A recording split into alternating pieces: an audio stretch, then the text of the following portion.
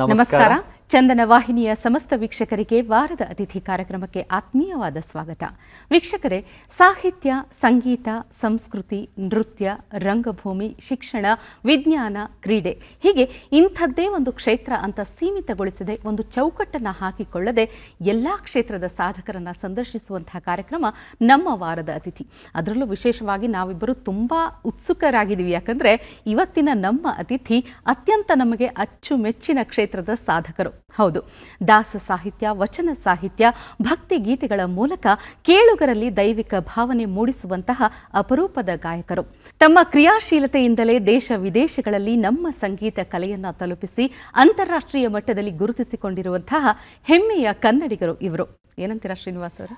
ನಿಜ ಶ್ವೇತಾ, ಸಂಗೀತ ಅಂತ ಬಂದ ತಕ್ಷಣ ನನಗೆ ಯಾವತ್ತೂ ಕೂಡ ನಾವು ನಿರೂಪಕರಾಗಿ ಕೂಡ ಸ್ವರ ಅಂತ ಹೇಳಿದ್ರೆ ಅದು ಅತಿ ಮುಖ್ಯವಾದಂತಹ ಪ್ರಾಧಾನ್ಯತೆಯನ್ನು ಪಡೆದುಕೊಳ್ಳುತ್ತೆ. ಯಾಕಂದ್ರೆ ಮಾತಿರ್ಬೋದು, ಹಾಡಿರ್ಬೋದು, ಓದೋದಿರ್ಬೋದು, ಕೇಳೋದಿರ್ಬೋದು, ವಾದನ ಇರ್ಬೋದು, ಎಲ್ಲದರಲ್ಲೂ ಕೂಡ ಸ್ವರ ಅತ್ಯಂತ ಪ್ರಭಾವವನ್ನು ಬೀರುತ್ತೆ.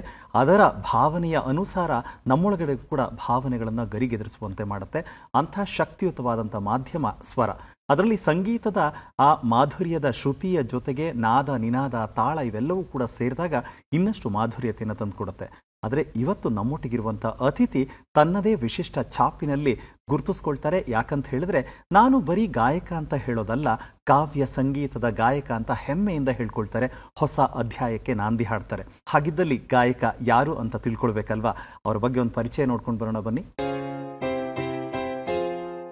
ಭಕ್ತಿಗೀತೆ, ಭಾವಗೀತೆ, ಚಲನಚಿತ್ರ ಗೀತೆ, ಜಾನಪದ ಹಾಡು, ಶಾಸ್ತ್ರೀಯ ಗಾಯನ ಹೀಗೆ ಸಂಗೀತದ ಬಹುತೇಕ ಪ್ರಕಾರಗಳಿಗೆ ಧ್ವನಿಯಾದ ಜನಪ್ರಿಯ ಗಾಯಕ, ಸಂಗೀತ ಸಂಯೋಜಕ ಶಂಕರ್ ಶಾನುಭೋಗ್. ನಮನ ನಮನ ಸಿರಿದೇವಿಗೆ, ಬದುಕನ್ನು ಬರೆದಂತ ವರದೇವಿಗೆ. ಮೂಲತಃ ಚಿಕ್ಕಮಗಳೂರು ಜಿಲ್ಲೆ ಕಳಸದವರಾದ ಶಂಕರ್ ಅವರಿಗೆ ಮನೆಯೇ ಮೊದಲ ಪಾಠಶಾಲೆ, ತಾಯಿಯೇ ಮೊದಲ ಗುರು. ಅಮ್ಮ ಹಾಡುತ್ತಿದ್ದ ಭಕ್ತಿಗೀತೆ, ಭಜನೆಗಳನ್ನು ಕೇಳುತ್ತಾ ಬೆಳೆದ ಅವರು ಮುಂದೆ ಬಿ ರಾಧಾಕೃಷ್ಣ ಬಾಳಿಗ ಅವರಿಂದ ಭಕ್ತಿ ಸಂಗೀತ, ಪಂಡಿತ್ ಮಹಾಬಲೇಶ್ವರ ಭಾಗವತ್, ಗುರು ಮಾಧವ ಭಟ್, ಪಂಡಿತ್ ರಾಮರಾವ್ ನಾಯಕ್, ಪಂಡಿತ್ ರಾಜಾಭಾವ್ ಸೊಂಟಕ್ಕೆ ಅವರಿಂದ ಹಂತ ಹಂತವಾಗಿ ಹಿಂದೂಸ್ತಾನಿ ಶಾಸ್ತ್ರೀಯ ಸಂಗೀತದಲ್ಲಿ ಪರಿಣಿತಿ ಪಡೆದರು. ಆಗ್ರಾ ಹಾಗೂ ಗ್ವಾಲಿಯರ್ ಘರಾನಾ ಶೈಲಿಯನ್ನು ಅಳವಡಿಸಿಕೊಂಡು ಪಂಡಿತ್ ಪರಮೇಶ್ವರ ಹೆಗಡೆ ಅವರಿಂದ ಕಲಿಕೆ ಮುಂದುವರೆಸಿದರು. ಖ್ಯಾತ ಕಲಾವಿದರಾದ ಬಿಕೆ ಚಂದ್ರಶೇಖರ್ ಹಾಗೂ ಡಾಕ್ಟರ್ ಮಾಯಾರಾವ್ ಅವರ ಪ್ರೋತ್ಸಾಹದಿಂದ ಗಾಯಕರಾಗಿ ಮಾತ್ರವಲ್ಲದೆ ಕ್ರಿಯಾಶೀಲ ಸಂಗೀತ ಸಂಯೋಜಕರಾಗಿ ಗುರುತಿಸಿಕೊಂಡರು. ಏನಾದರೂ ಆಗು ನೀ ಬಯಸಿದಂತಾಗು, ಏನಾದರೂ ಸರಿಯೇ ಮೊದಲು ಮಾನವ.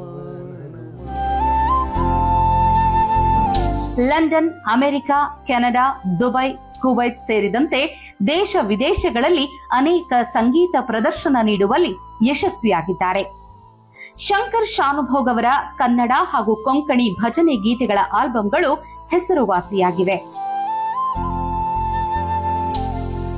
ಯಾವುದೇ ಪ್ರಕಾರದ ಹಾಡುಗಳಿರಲಿ, ಸಂಗೀತ ಸಂಯೋಜನೆ ಎಷ್ಟು ಮುಖ್ಯವೋ, ಸಮಾಜಕ್ಕೆ ಒಳ್ಳೆ ಸಂದೇಶ ನೀಡುವ ಅರ್ಥಪೂರ್ಣ ಸಾಹಿತ್ಯವೂ ಅಷ್ಟೇ ಮುಖ್ಯ ಎಂದು ನಂಬಿರುವ ಶಂಕರ್ ಶಾನುಭೋಗ್ ಅವರು ಕಾವ್ಯ ಸಂಗೀತ ಎಂಬ ಪರಿಕಲ್ಪನೆಯಲ್ಲಿ ಸಾತ್ವಿಕ ಕಲ್ಚರಲ್ ಫೌಂಡೇಶನ್ನ ಮೂಲಕ ಸಂಗೀತ ಸೇವೆ ಸಲ್ಲಿಸುತ್ತಿದ್ದಾರೆ. ಸಂಗೀತಾಸಕ್ತರಿಗೆ ಉಚಿತ ತರಬೇತಿ ನೀಡುವ ಕಾವ್ಯ ಸಂಗೀತ ಗುರುಕುಲವನ್ನು ಮುನ್ನಡೆಸುತ್ತಿದ್ದಾರೆ. ಹಲವು ವಿಭಿನ್ನ ಜನಪ್ರಿಯ ಹಾಡುಗಳಿಗೆ ಶಂಕರ್ ಶಾನುಭೋಗ್ ಅವರು ಧ್ವನಿಯಾಗಿದ್ದಾರೆ.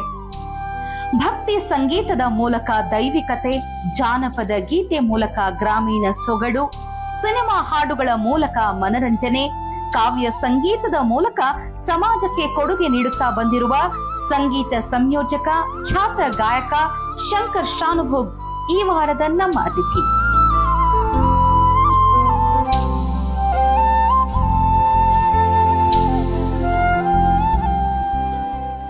ಸರ್ ನಮಸ್ಕಾರ, ಕಾರ್ಯಕ್ರಮಕ್ಕೆ ಪ್ರೀತಿಯ ಸ್ವಾಗತ ಸರ್.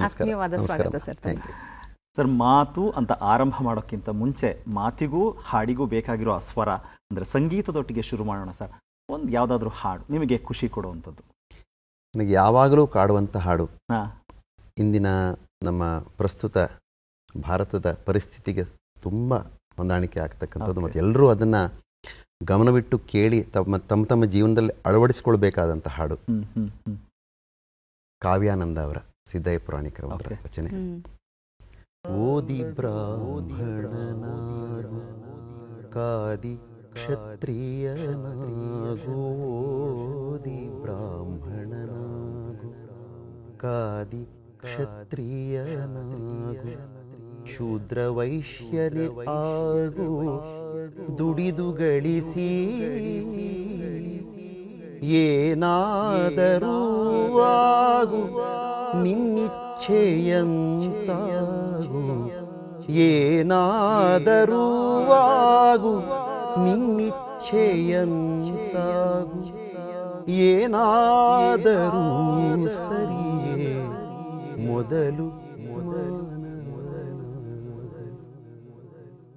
ರಾಜಕಾರಣಿಯ ರಾಷ್ಟ್ರಭಕ್ತನೇ ಆಗು, ರಾಜಕಾರಣಿಯಾಗು ರಾಷ್ಟ್ರಭಕ್ತನೇ ಆಗು, ಕಲೆಗಾರ ವಿಜ್ಞಾನಿ ವ್ಯಾಪಾರಿಯಾಗು, ಕಲೆಗಾರ ವಿಜ್ಞಾನಿ ವ್ಯಾಪಾರಿಯಾಗು, ಏನಾದರೂ ಆಗು ನೀ ಬಯಸಿದಂತಾಗು, ಏನಾದರೂ ಆಗು ನೀ ಬಯಸಿದಂತಾಗು, ಏನಾದರೂ ಸರಿಯೇ ಮೊದಲು ಮಾನವ. ಹಿಂದೂ ಮುಸ್ಲಿಮನಾಗು ಬೌದ್ಧ ಕ್ರೈಸ್ತನೇ ಆಗು, ಹಿಂದೂ ಮುಸ್ಲಿಮನಾಗು ಬೌದ್ಧ ಕ್ರೈಸ್ತನೇ ಆಗು, ಚಾರ್ವಾಕನೇ ಆಗು ಭೋಗ ಬಯಸಿ, ಚಾರ್ವಾಕನೇ ಆಗು ಭೋಗ ಬಯಸಿ, ಏನಾದರೂ ಆಗು ನಿನ್ನೊಲವಿನಂತಾಗು, ಏನಾದರೂ ಆಗು ನಿನ್ನೊಲವಿನಂತಾಗು, ಏನಾದರೂ ಸರಿಯೇ ಮೊದಲು ಮಾನವನಾಗು, ಮೊದಲು ಮಾನವನಾಗು. ಸೂಪರ್ ಸರ್, ಸೂಪರ್, ಬೊಂಬಾಟ್. ಬಹುಶಃ ನನಗನ್ಸತ್ತೆ ಈ ಕಾವ್ಯವನ್ನು ಅಥವಾ ಸಂಗೀತವನ್ನು ನಿಮ್ಮ ಸುಮಧುರ ಕಂಠದಲ್ಲಿ ಕೇಳಿದಾಗ ಇಂಥ ನಿಲುವುಗಳ ಜೊತೆಗೆ ನಿಮ್ಮ ಬದುಕನ್ನು ರೂಪಿಸ್ಕೊಂಡಿದ್ದ ಸರ್? ಅಂದರೆ ನಾನೊಬ್ಬ ಗಾಯಕನೇ ಆಗಬೇಕು ಅಂತಲೇ ನಿಮ್ಮ ನಿರ್ಧಾರಗಳಿತ್ತ ಸರ್? ಗಾಯಕನೇ ಆಗಬೇಕು ಅನ್ನೋದೊಂದು ನಿರ್ಧಾರ, ಯಾವ ರೀತಿಯ ಹಾಡುಗಳನ್ನು ಹಾಡಬೇಕು ಅನ್ನೋದು ಇನ್ನೊಂದು ನಿರ್ಧಾರ. ಯಾಕಂದರೆ ಗಾಯನ ಬರೀ ವೃತ್ತಿ ಅಲ್ಲ, ನನಗೆ ಗಾಯನ ನನಗೆ ಆರಾಧನೆ. ಪ್ರತಿಯೊಬ್ಬ ವ್ಯಕ್ತಿಗೂ ಸಹಿತ ಒಂದು ಸಾಮಾಜಿಕ ಜವಾಬ್ದಾರಿ ಇರುತ್ತೆ. ಹೌದು. ಒಬ್ಬ ಬಿಸ್ನೆಸ್ ಮೆನ್ ಇರ್ಬೋದು, ಒಬ್ಬ ಪೊಲಿಟಿಷಿಯನ್ಸ್ ಇರ್ಬೋದು. ಈಗ ಸಿದ್ದಯ್ಯ ಪುರಾಣಿಕರ ಹಾಡಲ್ಲಿ ಹಾಡದಂಗೆ, ಹೌದು, ಕಲೆಗಾರ ವಿಜ್ಞಾನಿ ವ್ಯಾಪಾರಿಯಾಗೂ ಏನಾದರೂ ಮೊದಲು ಮಾನವನಾಗು. ಸಂಗೀತ ಹೊಟ್ಟೆಪಾಡಲ್ಲ, ಹೊಟ್ಟೆಪಾಡ ಅದೃಷ್ಟಕ್ಕೆ ಆಗೇ ಆಗತ್ತೆ. ಆದ್ರೆ ನಾನು ನನ್ನ ಜೀವನದಲ್ಲಿ ಪಾಲಿಸಿಕೊಂಡು ಬಂದಂಥ ಕೆಲವು ನಿರ್ಧಾರಗಳಿದೆಯಲ್ಲ, ನನ್ನ ಧ್ವನಿಯನ್ನ ಸಮಾಜದ ಒಳಿತಿಗಾಗಿಯೇ ಬಳಸಬೇಕು, ಸಮಾಜಕ್ಕೆ ಏನಾದರೂ ಪಾಸಿಟಿವ್ ಆಗಿ ಇರ್ತಕ್ಕಂಥ ಮೆಸೇಜ್ ಕೊಡ್ತಕ್ಕಂಥ ಹಾಡುಗಳನ್ನೇ ಹಾಡಬೇಕು ಅಂತ ಗಟ್ಟಿಯಾದ ನಿರ್ಧಾರ ಇದು. ಇದು ನಾನು ಪಾಲಿಸಿಕೊಂಡು ಬಂದಂಥ ಒಂದು ವ್ರತ ಅಂತ ಹೇಳ್ಬೋದು. ನಿಜ. ಗಾಯಕರು ಅಂದ ತಕ್ಷಣ ನಮಗೆ ಬಂದಂಥ ಹಾಡುಗಳನ್ನು ಹಾಡಬೇಕು ಅನ್ನುವಂಥದ್ದು ನಮ್ಮ ಕೆಲಸ ಅನ್ನೋ ರೀತಿಯಲ್ಲಿ, ಆದರೆ ಇಲ್ಲಿ ಸಾಹಿತ್ಯಕ್ಕೆ ಹೆಚ್ಚು ಪ್ರಾಶಸ್ತ್ಯ, ಇಂಥದ್ದೇ ಸಾಹಿತ್ಯಗಳು ಇರಬೇಕು ಅನ್ನುವಂಥದ್ದು ಈ ಚಿಂತನೆ ತಮ್ಮಲ್ಲಿ ಬಂದಿದ್ದು. ಸಾಹಿತ್ಯ ಅನ್ನೋದಕ್ಕಿಂತ ಹೆಚ್ಚಾಗಿ ಒಂದು ಮೆಸೇಜ್. ನಾನು ನೋಡಿ, ವಚನಕಾರರು ವಚನಗಳ ರಚನೆ ಮಾಡಿದ್ರು, ದಾಸರು ದಾಸ ಪದಗಳನ್ನು ಬರೆದ್ರು, ಶಿಶುನಾಳ ಶರೀಫ್ ಸಾಹೇಬರು ತತ್ವ ಪದಗಳನ್ನು ಬರೆದ್ರು, ಕವಿಗಳು ಕವಿಗೀತೆಗಳನ್ನು ಬರೆದ್ರು. ಏನಕ್ಕೆ ಬರೆದ್ರು? They want to give a message, ಏನೋ ಒಂದು ಸಂದೇಶವನ್ನು ಸಮಾಜಕ್ಕೆ ಕೊಡಬೇಕು ಅಂತ ಬರೆದ್ರು. ಅದು ಮನರಂಜನೆ ಮಾತ್ರ ಅಲ್ಲ. ನಾನು ಯಾವಾಗಲೂ ಹೇಳ್ತಿರ್ತೀನಿ, ಮತ್ತೆ ಮತ್ತೆ ಅದನ್ನು ಹೇಳ್ತೀನಿ, ಎಲ್ರಿಗೂ ಗೊತ್ತಾಗಲಿ ಅಂತ. ಕಾವ್ಯ ಸಂಗೀತದ ಉದ್ದೇಶ 3 ಈಗಳಿರಬೇಕು ಇಂಗ್ಲಿಷ್ನದ್ದು. ಮೊದಲನೇದು ಮುಖ, ಆ ಕಾವ್ಯ ಸಂಗೀತದ ಮುಖ, ಅದು entertainment. The second is education. ಯಾತಕ್ಕೆ ದಾಸರು ಬರೆದ್ರು? ಹೆತ್ತ ತಾಯಿ ತಂದೆಗಳ ಚಿತ್ತವನ್ನು ವಹಿಸಿ ನಿತ್ಯ ದಾನವ ಮಾಡಿ ಫಲವೇನು ಅಂತ ಸಂಗೀತಗಾರರು ಸ್ವರ ಹಾಕಿ ಎಳೆಯಕ್ಕೆ ಬರೆದಿರೋದಲ್ಲ ಅದು. ಅಲ್ಲೇನೋ ವಿಚಾರ ಇದೆ, ತತ್ವ ಇದೆ, ಸಮಾಜಕ್ಕೊಂದು ಸಂದೇಶ ಇದೆ. That is education. ಇದೆರಡೂ ಆದಮೇಲೆ enlightenment, the ultimate aim of mankind. ಮನುಷ್ಯನ ಅತ್ಯಂತ ಕೊನೆಯ ಒಂದು ಗುರಿ ಏನಂದರೆ ಅದು ಎನ್ಲೈಟನ್ಮೆಂಟ್, ಅವನಿಗೆ ಒಂದು ಜೀವನವನ್ನು ಸಾರ್ಥಕಪಡಿಸ್ಕೊಳ್ತಕ್ಕಂಥದ್ದು. ಈ ಮೂರು ಧ್ಯೇಯಗಳನ್ನು ಇಟ್ಕೊಂಡು ಹಾಡಬೇಕು ಅನ್ನೋದಿದೆಯಲ್ಲ, ಅದು ನಾನು ನನ್ನ ಜೀವನದಲ್ಲಿ ಬಾಲ್ಯದಿಂದಲೂ ನನಗೆ ಯಾವಾಗ ಬುದ್ಧಿ ಬಂತು ಆವಾಗಿನಿಂದ ನಾನು ಪಾಲಿಸಿಕೊಂಡು ಬಂದಂಥ ಒಂದು ಗಟ್ಟಿಯಾದ ವ್ರತ ಇದು. ಇವತ್ತು ಸಾಂಸ್ಕೃತಿಕವಾಗಿ ಯಾವುದೇ ವಿಚಾರಗಳನ್ನು ನಮ್ಮ ಬದುಕಿನಲ್ಲಿ ರೂಢಿಸ್ಕೋಬೇಕು ಅಂತ ಹೇಳಿದ್ರೆ ಮನೇಲಿ ದೊಡ್ಡವರು ಹೇಳೋ ಒಂದು ಕಾಮನ್ ಮಾತು ಸರ್, ಊಟಕ್ಕೆ ಉಪ್ಪಿನಕಾಯಿ ಥರ ಇರಬೇಕು ಅಂತ ಹೇಳ್ತಾರೆ. ಅದು ಹಾಡಿರ್ಬೋದು, ನೃತ್ಯ ಇರ್ಬೋದು, ಬೇರೆ ಯಾವುದೇ ಇರ್ಬೋದು ಅಂತ. ಬಟ್ ಈ ಥರ ವಿಚಾರಗಳನ್ನು ತೆಗೆದುಕೊಂಡಾಗ ಇಂಥ ನಿಲುವುಗಳ ಜೊತೆಗೆ ಆ ಗಟ್ಟಿತನದಲ್ಲಿ ಬದುಕನ್ನು ರೂಪಿಸ್ಕೊಳ್ಳೋಕೆ ನಿಜವಾಗ್ಲೂ ಸಾಧ್ಯನಾ ಸರ್? ಖಂಡಿತ ಸಾಧ್ಯ. ಆ ತುಡಿತ ಅಷ್ಟು ಗಟ್ಟಿ ಇರಬೇಕಷ್ಟೆ. ಈ ಸಾಧಾರಣವಾಗಿ ನಾವೆಲ್ಲರೂ ಮಾಡ್ತಕ್ಕಂಥ ದೊಡ್ಡ ತಪ್ಪೇನಂದ್ರೆ ನಾವು ಜೀವನದೊಟ್ಟಿಗೆ ಕಾಂಪ್ರಮೈಸ್ ಮಾಡ್ಕೊಂಡ್ಬಿಡ್ತೀವಿ. ಈಗ ಉದಾಹರಣೆಗೆ ನೋಡಿ, ನನಗೆ ಹಾಡಿನ ತುಡಿತಾ ಇದೆ. ನಾನು ನನ್ನ ಬಾಲ್ಯದಲ್ಲೇ 9 ಜನರನ್ನು ಸಾಕಬೇಕಿತ್ತು. You cannot believe, at the age of 11 I started earning from my family. 11 ವರ್ಷ ಪ್ರಾಯದಲ್ಲಿ ಐಸ್ ಕ್ಯಾಂಡಿ ಮಾರಿ ನಾನು ನಮ್ಮ ಫ್ಯಾಮಿಲಿಯನ್ನು ಸಾಕ್ತಾ ಇದ್ದೆ. ಅಂದ್ರೆ ಫ್ಯಾಮಿಲಿ ತಂದೆಯವ್ರಿಗೆ ಕೆಲಸ ಇರಲಿಲ್ಲ, ನಾನೇ ದೊಡ್ಡವನು, 3 ಜನ ತಮ್ಮಂದ್ರು, 3 ಜನ ತಂಗಿಂದ್ರು, ತಾಯಿ ತಂದೆ, 7 ಜನ ಮಕ್ಕಳು, 7, 2, 9 ಜನರನ್ನ ಸಾಕ್ತಕ್ಕಂಥ ಜವಾಬ್ದಾರಿ ನಾನು ತಗೊಂಡೆ. ಇಲ್ಲಿ ಸಾಧಾರಣವಾಗಿ ಏನಾಗುತ್ತೆ, ಎಲ್ಲ ಫ್ಯಾಮಿಲಿಗಳಲ್ಲಿ ಆಗುವಂಥದ್ದು ಇದು. ಜೀವನ ಅಂದ್ರೆ ದುಡಿತ. ಹೌದು, ದುಡಿಬೇಕು, ಹಣ ಮಾಡಬೇಕು, ಕಾರ್ ಮಾಡಬೇಕು, ಬಂಗ್ಲೆ ಮಾಡಬೇಕು, ಖುಷಿಯಾಗಿರ್ಬೇಕು, ಎಂಜಾಯ್ ಮಾಡಬೇಕು. ದುಡ್ಡು ಒಂದು ಹಂತಕ್ಕೆ ಬಂದಂದ್ರೆ ಉದಾಹರಣೆ ರೋಟಿ ಕಪಡ ಮಕಾನ್ ಇದಾದ ಮೇಲೆ ಎಂಜಾಯ್ಮೆಂಟ್ ಬರುತ್ತೆ. ಅಲ್ಲಿ ತನಕ ಎಲ್ಲರೂ ಒದ್ದಾಡೋದು ಏನಕ್ಕಂದ್ರೆ ಒಂದು ತುತ್ತು ಊಟಕ್ಕೋಸ್ಕರ ಒದ್ದಾಡ್ತಿರ್ತೀವಿ, ಒಂದು ಬಟ್ಟೆಗೋಸ್ಕರ ಒದ್ದಾಡ್ತಿರ್ತೀವಿ, ಒಂದು ಮನೆಗೋಸ್ಕರ ಒದ್ದಾಡ್ತಿರ್ತೀವಿ. ಇದು 3 ಆದ ಕೂಡಲೇ ಏನಾಗುತ್ತೆ, ಮನುಷ್ಯನಿಗೆ ಮತ್ತೂ ದುಡ್ಡು ಬೇಕು ಅನ್ನೋ ಆಸೆ ನಿಲ್ಲೋದಿಲ್ಲ. ಅವನು ಅದು ಮತ್ತೂ ದುಡಿತಾನೆ. ಏನಕ್ಕೆ? ಇನ್ನೊಂದು 4 ಮನೆ ಮಾಡಬೇಕು, ಇನ್ನೊಂದು 4 ಮನೆ ಮಾಡಿ, ಇನ್ನೊಂದು ಸೈಟ್ ತಗೋಬೇಕು, ದೊಡ್ಡ ಕಾರ್ ತಗೋಬೇಕು. There is no end to this. ಆದರೆ ಇದೆಲ್ಲವೂ ಸಹಿತ ಇದ್ರೂ ಸಹಿತ ನಿಮ್ಮೊಳಗಡೆ ಒಂದು ತುಡಿತ ಇರುತ್ತೆ. ಈಗ ನನ್ನ ಒಳಗಡೆ ಇದ್ದಂಥ ತುಡಿತ ಏನಂದ್ರೆ ನಾನೊಬ್ಬ ಹಾಡುಗಾರ ಆಗಬೇಕು ಅಂತೇಳಿ. ಅದು ಯಾವ ಪೂರ್ವ ಜನ್ಮದ ಪುಣ್ಯವೋ, ನಮ್ಮ ತಾಯಿಯವರ ಆಶೀರ್ವಾದ. ಅವ್ರಿಗೆ ಬಾಯಿಪಾಠ ಬರ್ತಿತ್ತು 1-1.5 ಸಾವಿರ ದಾಸರ ಪದಗಳು. ಒಂದು ದಿನ ಪುಸ್ತಕ ನೋಡಿದವರಲ್ಲ ಅವರು. ಅವರ ಒಂದು ಆದರ್ಶವನ್ನು ನಾನು ತಗೊಂಡು ಆಮೇಲೆ ನಮ್ಮ ಚಿಕ್ಕನ್ನಿಂದ ನಮ್ಮ ತಾಯಿ ಹೇಳ್ತೀನಿ, ನೋಡಪ್ಪ ನೀನೇ ನಿಮ್ಮ ತಂದೆಯವರಿಗೆ ಅಷ್ಟು ಉದ್ಯೋಗ ಇಲ್ಲ, ನೀನೇ ಜವಾಬ್ದಾರಿ ತಗೋಬೇಕು, ತಂಗಿಂದ್ರಿಗೆ 3 ಜನರಿಗೆ ಮದುವೆ ಮಾಡಬೇಕು, 3 ಜನ ತಂಗಿಂದ್ರಿಗೆ ತಮ್ಮಂದ್ರಿಗೆ ಓದಿಸ್ಬೇಕು, ನೀನು ಓದಬೇಕು. ಸೊ ನಾನು ಈ ಥರ ಕಷ್ಟಪಟ್ಟು ಐಸ್ ಕ್ಯಾಂಡಿ ಮಾರಿ, ಲಾಟ್ರಿ ಟಿಕೆಟ್ ಮಾರಿ ಡಿಪ್ಲೊಮಾ ಮುಗಿಸಿದೆ. ಯಾತಕ್ಕೆ? ನಮ್ಮ ತಂದೆ ತಾಯಿ ಹೇಳಿದಂಥ ಒಂದು ಸಮಾಜದಲ್ಲಿ ಬೇಗ ಒಂದು ಉದ್ಯೋಗವನ್ನು ಗಳಿಸ್ಕೊಂಡು ದುಡಿಬೇಕು, ಸಾಕಬೇಕು, ಇದಿಷ್ಟೇ ಇದ್ದಿದ್ದು ಆವಾಗ. ಆದರೆ ಒಳಗಡೆ ಆ ತುಮುಲ ನಡೀತಾ ಇತ್ತು. ನಾನೊಬ್ಬ ಗಾಯಕ ಆಗಬೇಕು. ಆ ಸ್ವರಗಳು ಮಲ್ಕೊಂಡ್ರೆ ಕಾಡ್ತಿತ್ತು ನನಗೆ.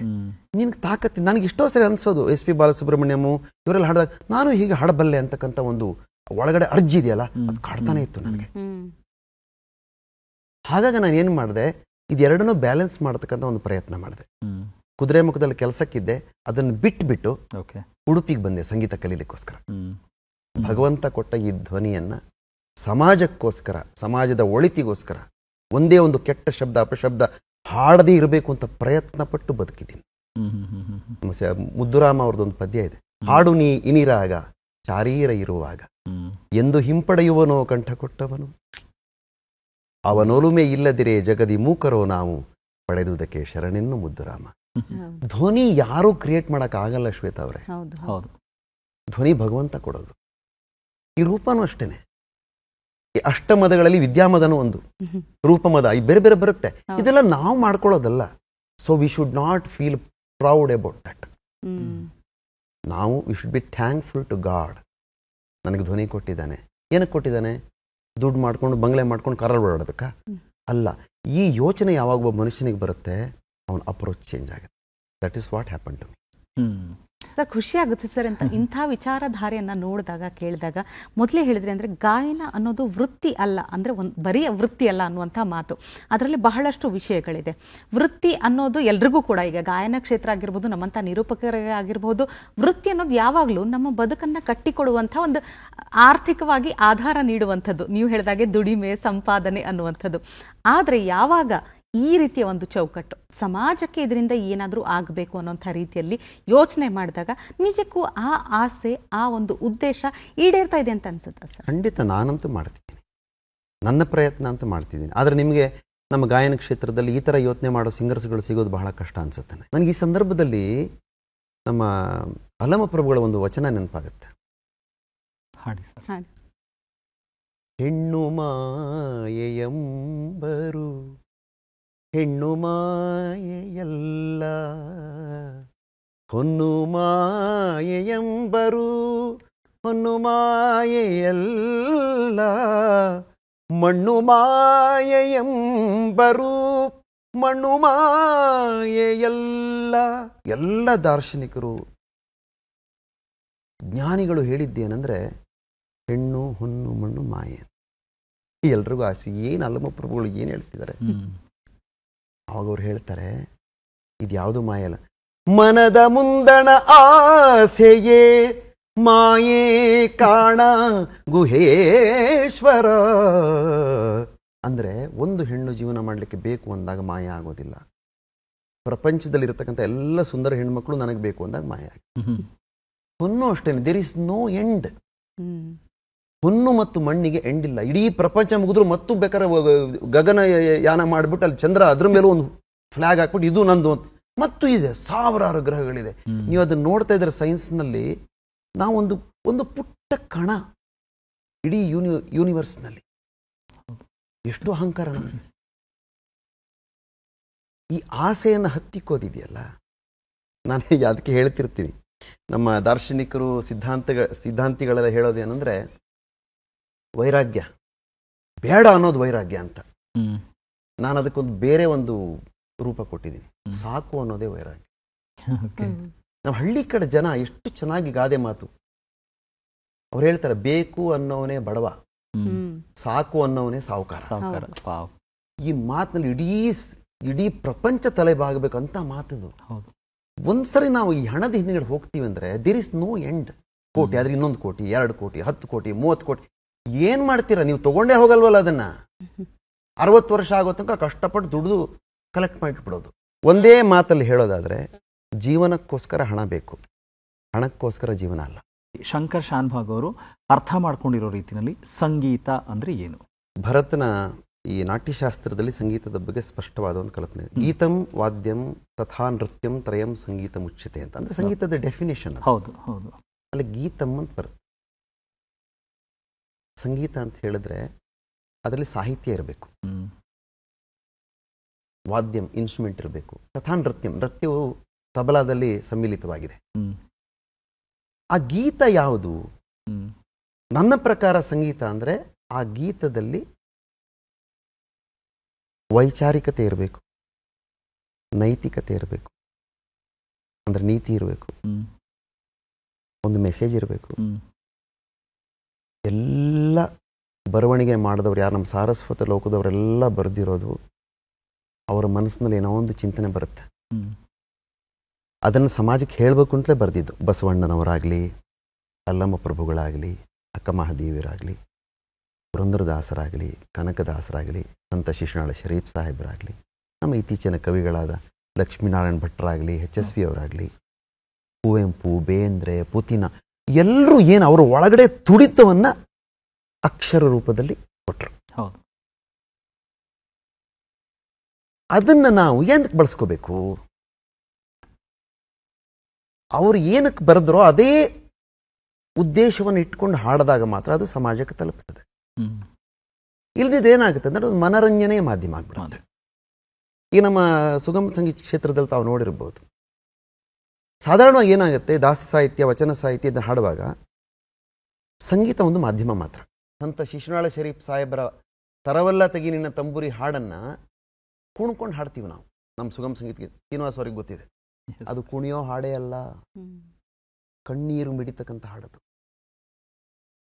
ತರವಲ್ಲ ತೆಗಿ ನಿನ್ನ ತಂಬೂರಿ ಸ್ವರ ಬರದೆ ಬಾರಿಸದಿರೋ ತಂಬೂರಿ. ತಂಬೂರಿ ಅಂದ್ರೆ ಏನು? ಈ ದೇಹ. ಈ ದೇಹದಿಂದ ಸ್ವರವನ್ನು ಹೊರಡಿಸೋದು ಅಂದ್ರೆ ಏನು? ಸಾಧನೆ ಮಾಡಬೇಕು. ಆ ಸಾಧನೆ ಮಾಡದಿದ್ರೆ ನೀವು ಸುಮ್ಮನೆ ವೇಸ್ಟ್. ನೀನು ಬರೀ ಮಸಾಲೆ ದೋಸೆ ತಿನ್ಕೊಂಡು ಪಾನಿಪುರಿ ತಿನ್ಕೊಂಡು ಕಳೀತಾ ಇದೆ ಜೀವನ ಅಂತ ಆಗ್ಬಿಡುತ್ತೆ. ಕೇಳಿಸಿ ಸರ್ ಹಾಗೆ ಅದನ್ನ 2 ಸಾಲ ಹಾಡಿ ಸರ್ ಹಾಗೆ. ನಾನು ಅದಕ್ಕೆ ಏನು ಮಾಡಿದೆ, ಅದು ಏನಾಗಿದೆ ಸ್ವಲ್ಪ ವ್ಯತ್ಯಾಸಗಳಾಗಿರೋದು, ಬೇರೆನೇ ಟ್ಯೂನ್ ಮಾಡಿದೆ ಅದನ್ನು. ತರವಲ್ಲ ತಗಿ ನಿನ್ನ ತಂಬೂರಿ, ಸ್ವರ ಬರದೆ ಬಾರಿಸದಿರು ತಂಬೂರಿ, ಸರಸ ಸಂಗೀತದ, ಸರಸ ಸಂಗೀತ ಅಂದ್ರೆ ಜೀವನ, ಸರಸ ಸಂಗೀತದ ಕುರುಹುಗಳರಿಯದೆ ಬರಿದೆ ಬಾರಿಸದಿರು ತಂಬೂರಿ, ಬರಿದೆ ಬಾರಿಸದಿರು ತಂಬೂರಿ, ತರವಲ್ಲ.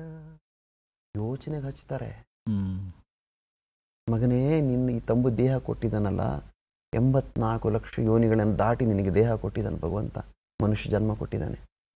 ಮಧ್ವಾಚಾರ್ಯರು ಸ್ಪಷ್ಟವಾಗಿ ಹೇಳ್ತಾರೆ, ಮುಕ್ತಿರ್ನೈಜ ಸುಖಾನುಭೂತಿ ಅಮಲಾ ಭಕ್ತಿಶ್ಚ ತತ್ಸಾಧನ. ಶಾಶ್ವತವಾದ ಸುಖ ಭಗವಂತನನ್ನು ಸೇರುವಂಥದ್ದು. ಇದು ನಮ್ಮ ಭಾರತೀಯ ಸನಾತನ ಸಂಸ್ಕೃತಿಯಲ್ಲಿ ಇರತಕ್ಕಂಥ ಚಿಂತನೆ.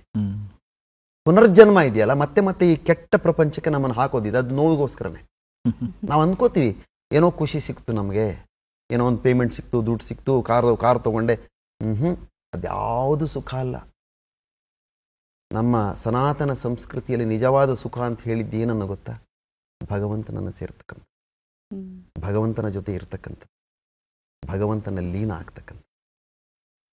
ಇದು ಮಾಡ್ಬೇಕಾದ್ರೆ ನಾವು ಆವಾಗ ಇದು ಬರುತ್ತೆ. ತರವಲ್ಲ ತೆಗಿನ ತಂಬೂರಿ, ಸ್ವರ ಬರದೆ ಬಾರಿಸಿದರೆ ತಂಬೂರಿ. ಅವ್ರು ಹೇಳ್ತಾರೆ ನೋಡಿ, ಬಾಳಬಲ್ಲವನಿಗೆ ತಂಬೂರಿ, ದೇವ ಬಾಳಾಕ್ಷ ರಚಿಸಿದ ತಂಬೂರಿ. ಬಾಳಬಲ್ಲವನಿಗೆ ಅಂದ್ರೆ 2 ಅರ್ಥ ಬರುತ್ತೆ. ಇದನ್ನ ನಮ್ಮ ಸುಗಂಧ ಸಂಗೀತಗಾರರು ಮಾಡಬೇಕು. ಅರ್ಥ ಹೇಳ್ತಕ್ಕಂಥ ಪ್ರಯತ್ನ ಯಾರೂ ಮಾಡಲ್ಲ. ಹಾಡಾಡ್ತಾರೆ, ಚಪ್ಪಾಳೆ ಗಿಟ್ಟಿಸ್ಕೋತಾರೆ, ದುಡ್ಡು ತಗೊಂತಾರೆ, ಮನೆಗೆ ಹೋಗ್ಬಿಡ್ತಾರೆ. ಬಾಳಬಲ್ಲವನಿಗೆ ಅಂದ್ರೆ 2 ಅರ್ಥ ಇದೆ. ಬದುಕು ಮಾಡೋವನಿಗೆ ಅಂತ ಒಂದು, ಬದುಕನ್ನು ತಿಳಿದುಕೊಂಡವನಿಗೊಂದು. ಬಾಳ ಬಲ್ಲವನಿಗೆ, ಬಾಳ ಬಲ್ಲವನಿಗೆ ಈ ತಂಬೂರಿ ಏನಾಗುತ್ತೆ ಅವಾಗ? ಬಾಳಾಕ್ಷ ರಚಿಸಿ ತಂಬೂರಿ, ಹೇಳಲಿ ಏನಿದರ ಹಂಚಿಕೆ ತಿಳಿಯದ ತಾಳಗೇಡಿಗೆ ಸಲ್ಲ ತಂಬೂರಿ. ನಿನ್ಗೇನು ಅಂತ ಗೊತ್ತಿಲ್ವಲ್ಲೋ, ನಿನ್ಗೆ ಅಲ್ಲ ಕಣೋ ಈ ತಂಬೂರಿ. ಆಮೇಲೆ ಹಸನಾದ ಮ್ಯಾಳಕ್ಕೆ ತಂಬೂರಿ, ಇದು ಕುಶಲರಿಗೊಪ್ಪುವ ತಂಬೂರಿ. ಯಾರು ಬುದ್ಧಿವಂತರಿದ್ದಾರೆ ಅವರಿಗೆ.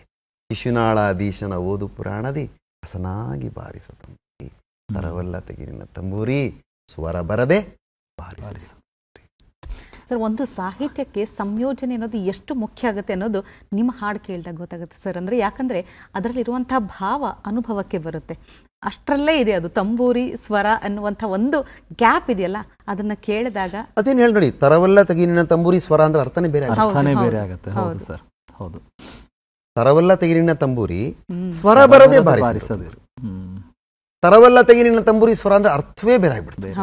ಎಲ್ಲಿ ನೀವು ಪಾಸ್ ಕೊಡ್ತೀರಿ, ಇದಕ್ಕೆ ಹೇಳೋದು ಅಧ್ಯಯನ ಬೇಕು. ನಾನು ಸಣ್ಣ ಡೌಟ್ ಬಂದ್ರು ನನಗೆ ಗುರುಗಳಿದ್ದಾರೆ. ಕಬ್ಬಿನಾಲೆ ವಸಂತ ಭಾರದ್ವಾಜ್ ಅಂತಿದ್ದಾರೆ, ಉಮೇಶ್ ಗೌತಮ್, ಅಷ್ಟಾವಧಾನಿಗಳವರೆಲ್ಲ ಕೇಳ್ತೀನಿ ಅವ್ರನ್ನ. ಶತಾವಧಾನಿ ಗಣೇಶ್ ಇದ್ದಾರೆ, ಯಾವಾಗಲೂ ಫೋನ್ ಮಾಡ್ತೀನಿ, ಸರ್ ಇದೊಂದು ಸಂಶಯ ಇದೆ ನನಗೆ. ಎಷ್ಟು ಪ್ರೀತಿಯಿಂದ ಹೇಳ್ತಾರೆ ಗೊತ್ತು. ಬೇಂದ್ರೆ ಮಗು ತೀರ್ಕೊಂಡಾಗ ಹೇಳಿದ್ರು, ನೀ ಹಿಂಗ ಅದ್ರಲ್ಲಿ ಕೊನೆ ಚರಣ ಒಂದು ಬರುತ್ತೆ, ನಿನ್ನ ಕಣ್ಣಿನ್ಯಾಗ ಕಾಲೂರಿ ಮಳೆಯು ನಡ ನಡಕ ಹುಚ್ಚು ನಗಿ ಯಾಕ, ಹನಿ ಒಡೆಯಲಿಕ್ಕೆ ಬಂದಂಥ ಮೋಡ ತಡದಂಗ ಗಾಳಿಯ ನೆಬಕ, ಅತ್ತಾರೆ ಅತ್ತು ಬಿಡು ಹೊನಲು ಬರಲಿ ನಕ್ಯಾಕ ಮರಸ್ತಿ ದುಃಖ. ರೆಕಾರ್ಡ್ ಆಗಿರೋದೇನು ಗೊತ್ತಾ? ಯಾವೇ ಬಿಡಿಸಿ ಕೇಳವು, ಅದು ಯಾವೇ ಬಡಿಸಿ ಕೇಳವು. ಇಡೀ ಚರಣದಲ್ಲಿ ಅದನ್ನೇ ಹೇಳಿದರು ಅವರು. ನಿನ್ನ ಕಣ್ಣಿನ್ಯಾಗ ಕಾಲೂರಿ ಮಳೆಯು ನಡ ನಡಕ ಹುಚ್ಚು ನಗಿ ಯಾಕ, ಹನಿ ಒಡೆಯಲಿಕ್ಕೆ ಬಂದಂಥ ಮೋಡ ತಡದಂಗ ಗಾಳಿಯ ನೆಬಕ, ಅತ್ತಾರೆ ಅತ್ತು ಬಿಡು ಹೊನಲು ಬರಲಿ ನಕ್ಯಾಕ ಮರಸ್ತಿ ದುಃಖ. ಯಾವ್ಯಾವ ಬಡಿಸಿ ನೋಡಿ, ಕಣ್ಣಲ್ಲಿ ನೀರು ತುಂಬಿಕೊಂಡಾಗ ಹಿಂಗ್ ಬಡದ್ರೆ ಕೆಳಗೆ ಪುಡ್ಸ್ಕೊಂಡ್ ಬಿಟ್ಬಿಡುತ್ತೆ. ಇಡೀ ಪೋಯಮಲ್ಲಿ ಹೇಳಿರೋದು ಏನವರು, ಕಣ್ಣು ಬಿಟ್ಕೊಂಡಿದ್ದಾರೆ ಬೇಂದ್ರೆ ಅವರು, ಶ್ರೀಮತಿ ಅವರು. ಬಿಡಿಸಿ ಅಂದ್ಬಿಟ್ರೆ ಬಿಡಿಸಿರೋ ಕಣ್ಣನ್ನು ಮತ್ತೆ ಬಿಡಿಸೋದೇನು? ಒಂದೇ ಅಕ್ಷರ ಚೇಂಜು, ಸಾಹಿತ್ಯ ಅರ್ಥನೇ ಅಧೋಗತಿ ಆಗೋಯ್ತಲ್ಲ ಸರ್. ಇದು ಈ ಅಧ್ಯಯನ ಬೇಕು ನಮ್ಮ ಕ್ಷೇತ್ರದಲ್ಲಿ. ಗುರುಕುಲ ಪದ್ಧತಿ, ನೀವೇನು ಒಂದು ಪರಂಪರೆಯನ್ನು ಹುಟ್ಟುಹಾಕಬೇಕು, ಮತ್ತೆ ಹಳತನ್ನು ನೆನಪಿಸ್ಕೊಂಡು ಆ ಶೈಲಿಯಲ್ಲಿ ಮಾಡಬೇಕು ಅನ್ನುವಂಥ ಒಂದು ದೊಡ್ಡ ನಿರ್ಧಾರಗಳನ್ನು ತಗೊಳ್ತೀರಾ. ಹಾಗಿದ್ದಾಗ ಶಂಕರ್ ಶಾನ್ಭಾಗ್ ಅವರು ಅದೇ ರೀತಿಯಾಗಿ ಹೇಳ್ಕೊಡ್ತಾ ಇದ್ದಾರೆ. ಆ ರೀತಿಯಾದಂಥ ಒಂದಷ್ಟು ಜನ ವಿದ್ಯಾರ್ಥಿಗಳು ಇವತ್ತು ಸಂಗೀತ ಕ್ಷೇತ್ರದಲ್ಲಿ ಗಟ್ಟಿಯಾಗಿ ನಿಂತಿದ್ದಾರೆ. ಇಂಥ ಪ್ರಶ್ನೆಗಳು ಎದ್ದೇಳುತ್ತೆ ಸರ್. ತುಂಬಾ ಜನ ಕಲ್ತಿದ್ದಾರೆ, ತುಂಬಾ ಜನ ನಿಂತಿದ್ದಾರೆ. ಯಾಕಂದ್ರೆ ಒಬ್ಬರ ಹೆಸರು ಹೇಳಿದ್ರೆ ಇನ್ನೊಬ್ಬರಿಗೆ ಬೇಸರ ಆಗುತ್ತೆ, ಹೇಳೋದಿಲ್ಲ. ಹೆಸರು ಬೇಡ. ಯಾಕೆ ಕಾವ್ಯ ಸಂಗೀತ ಗುರುಕುಲ ಮಾಡದೆ ಅನ್ನೋದು ಇದೇ ಉದ್ದೇಶ. ನಮ್ಮಲ್ಲಿ ದೊಡ್ಡ ದುರಂತ ಏನಂದ್ರೆ, ಸಂಗೀತ ಒಂದು ಮನರಂಜನೆಯ ಮಾಧ್ಯಮ ಅಂತ ಮಾತ್ರ ನಿಂತ್ಕೊಂಡಿದೆ. ನನ್ನ ಪ್ರಕಾರ ಅದು ಮನೋವಿಕಾಸದ ಮಾಧ್ಯಮ. ಸಂಗೀತ ಬರೀ ಮನರಂಜನೆಗೋಸ್ಕರ ಅಲ್ಲ. ಆಮೇಲೆ ಕಾವ್ಯ ಸಂಗೀತ ಅಂದರೆ ಈ ಸುಗಮ ಸಂಗೀತ ಮತ್ತು ಕಾವ್ಯ ಸಂಗೀತ ಏನಿದೆ, ಇದೊಂದೇ ಮಾಧ್ಯಮ ನಾವು ಸಮಾಜಕ್ಕೆ ಏನಾದ್ರು ಹೇಳಬೇಕು ಅಂತ ಹೇಳೋದಾದ್ರೆ. ಚಲನಚಿತ್ರಗಳು ತಮ್ಮ ಜವಾಬ್ದಾರಿಯನ್ನು ಮರೆತು ಬಿಟ್ಟಿದ್ದಾವೆ.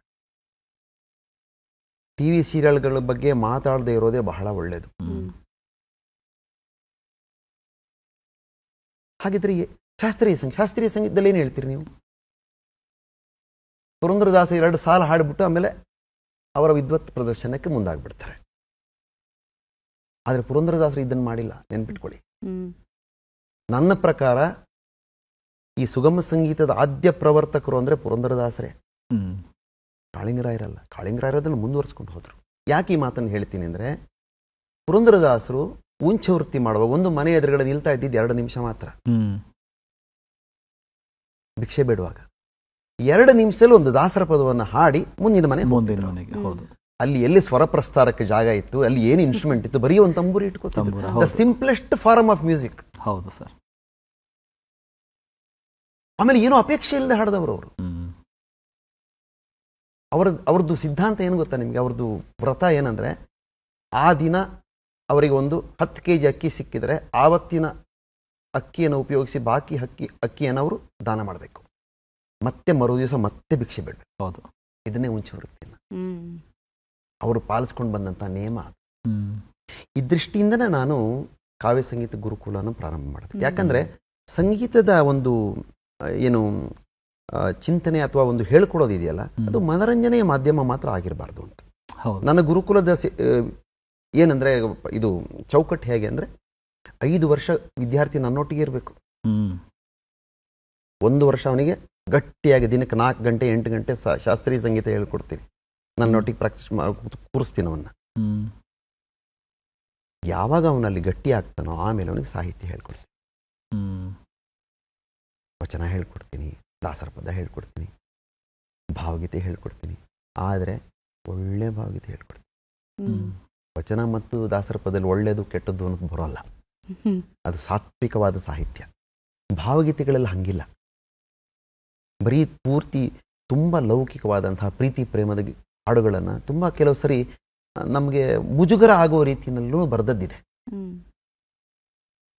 ಅದಕ್ಕೆ ನಾನು ಹಾಡುವಾಗ ನನ್ನ ಆಯ್ಕೆ ಬಹಳ ಗಟ್ಟಿಯಾಗಿರುತ್ತೆ.